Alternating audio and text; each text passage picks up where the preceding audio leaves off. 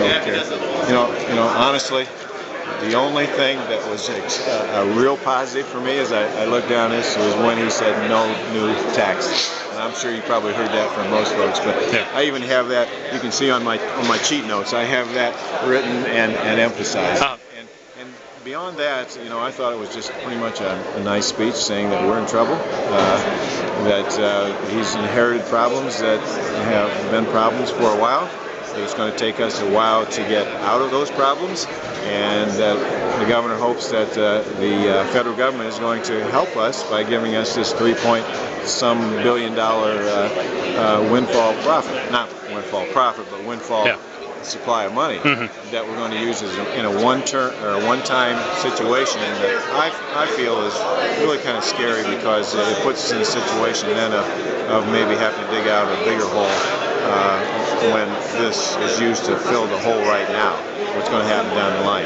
So honestly, I just felt that I didn't see too many answers to the problems that we have.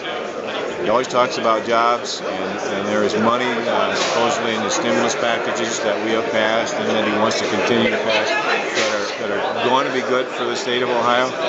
Well, we got to get those things moving. We have got to get those stimulus packages that we put in place out there so that we can start getting jobs moving, because, and I think he did say it, jobs are the whole key, and I say that everywhere I go, that it's all about jobs.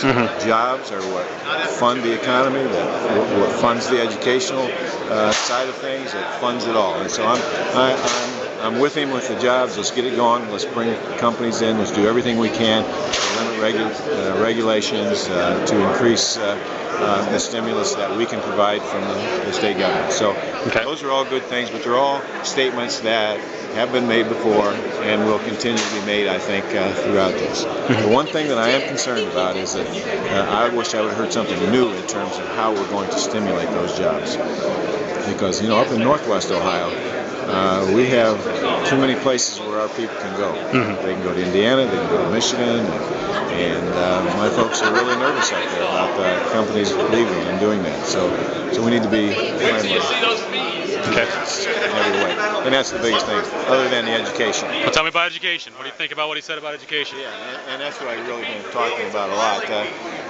What I heard before we get to the funding side of it, what I heard really are ideas that we've been talking about for years and years and years in the educational community. Ideas like individualizing instruction, improving teacher performance, providing opportunities beyond just the math and science and English and social studies for students, trying to do things, creating plans for districts to work with and follow. Those are things we all did in career and technical education. I had to write a plan every year. I had to make a long-term 5-year plan, and all those kind of things were important, and you need to do that. I think what he talked about in those areas are things that the Department of Education should already be doing if they're not. And I think in the better districts they are doing that.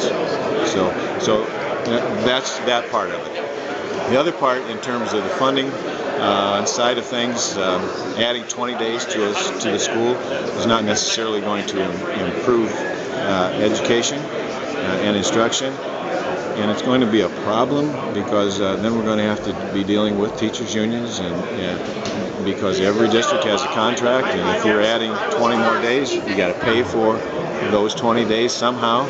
I'm not clear on how the state is going to increase the resources that he mentioned. I'd like to see that. He's going to move it from 55 or up to 55 and then to 59%. I need to see how that's going to happen, where that money's going to come from, and beyond that, in terms of the funding, that many of my districts have already gone to 20 mil floors. They're seeing some growth in that, and we need to see some growth, but we have to be very careful that growth is not coming at the expense of the property owners who are currently being overtaxed in that regard.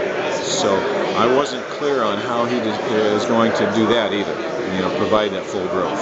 So it's one of those issues that I think not a lot new under the sun. Things have been talked about a long time. We'll see what actually can get implemented, and I believe it's already the Department of Education's job to do most of these things. Okay. All right.